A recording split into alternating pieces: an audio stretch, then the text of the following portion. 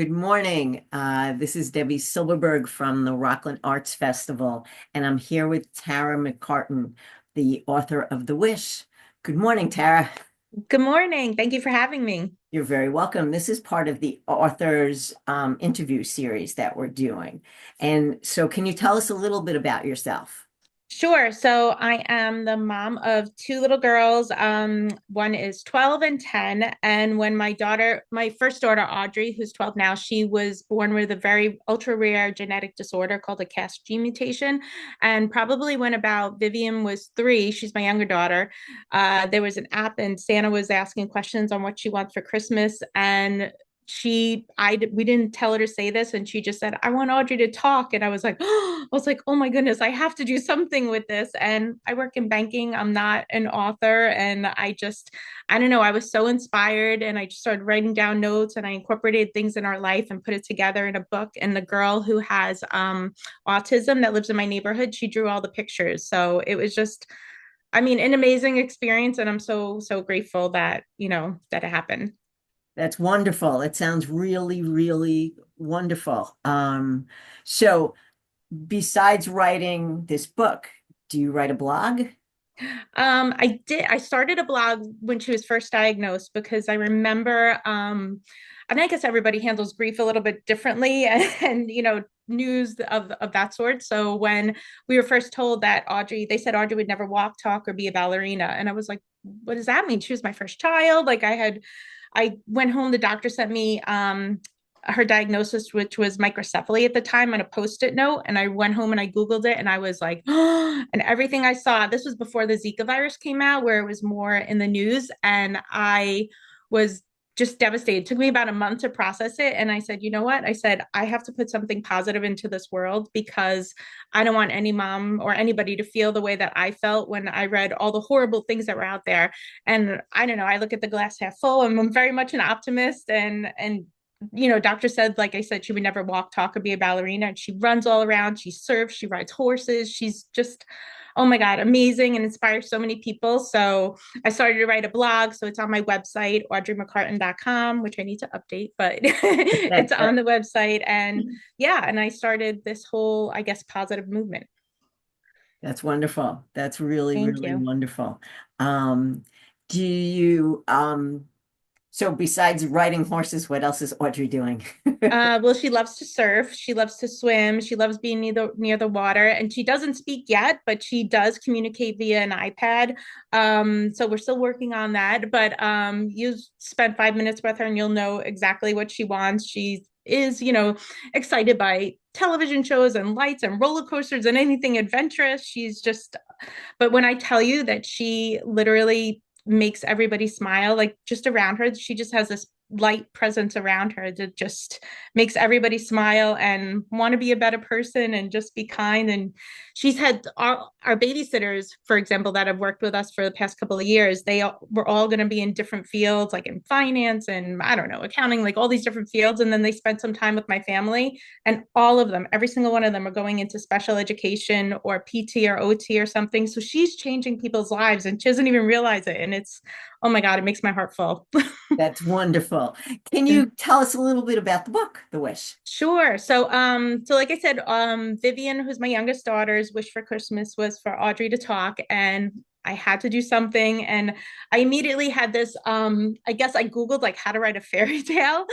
And because there's different elements of writing a fairy tale. So there has to be an element of three in there. There has to be a fairy godmother. It has to start with once upon a time. It has to end with happily ever after. So there's lots of little elements I never even knew existed. And I started writing it. One of my cousins was an editor of a famous magazine, so she helped me edit it.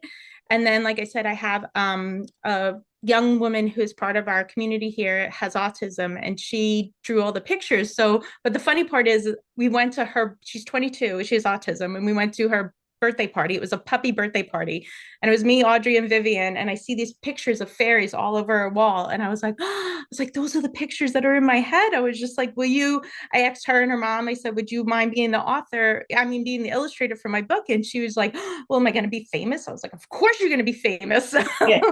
So we sat down probably every week, and she drew the pictures. So if you read the book, I'm very descriptive in it of, the visions that were, in my head. And she sat and she drew them all for me. And she was just so wonderful. And I was so excited to work with her. And we went and we did like a book tour in her high school that she went to and everything like that. And we've done like, local area author signings and everything. And she just gets so excited. And I just love being a part of the whole process was amazing. That's wonderful. It shows the kindness, and it shows that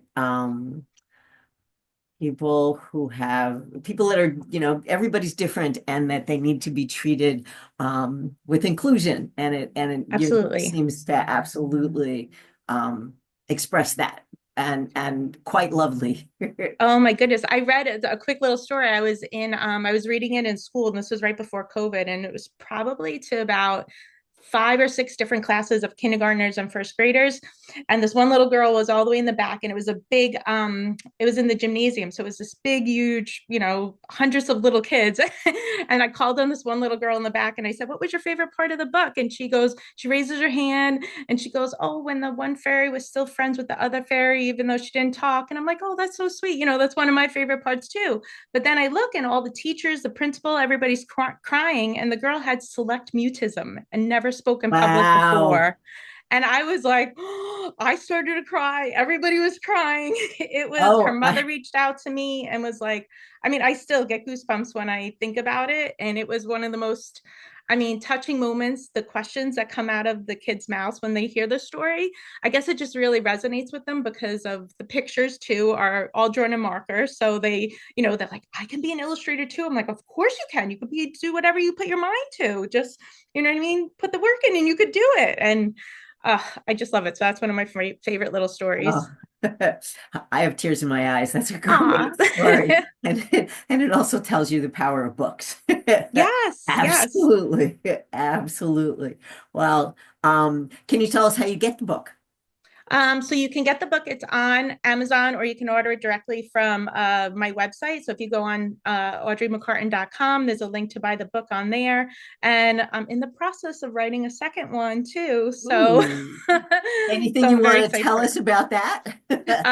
Well, you'll probably you'll laugh a little bit, but I also wanted to incorporate Audrey again in it. So, the premise of it is that now, I don't know, my 10-year-old now, they talk, I guess I call it like Gen Alpha language or whatever. There's like all these words that I'm like, "What are you talking about?" And she's always like, "Sus." So like that's suspicious. So I'm going to call it sus. And whenever my nephews want to be in the book too, because the book was just about my daughter, so I have to have boy characters in my book now too, because everyone was like, "Why aren't there any boy characters?" I'm like, "I'm sorry." So I have my nephews in the book, and my nephews and my other daughter Vivian. Audrey can talk around them, but doesn't talk about it around anybody else. So whenever me and my husband will walk in the room, like I'll be like, "Sus." So it'll be like something like that. I don't know. I'm still working on it, but It sounds exciting. I'm glad it gets to be a family affair. yes. And I look forward to what comes next. Aw, thank Um, you. Thank you so very much for your time, Oh, and thank you so much. have an amazing day. You too. Thank you so much.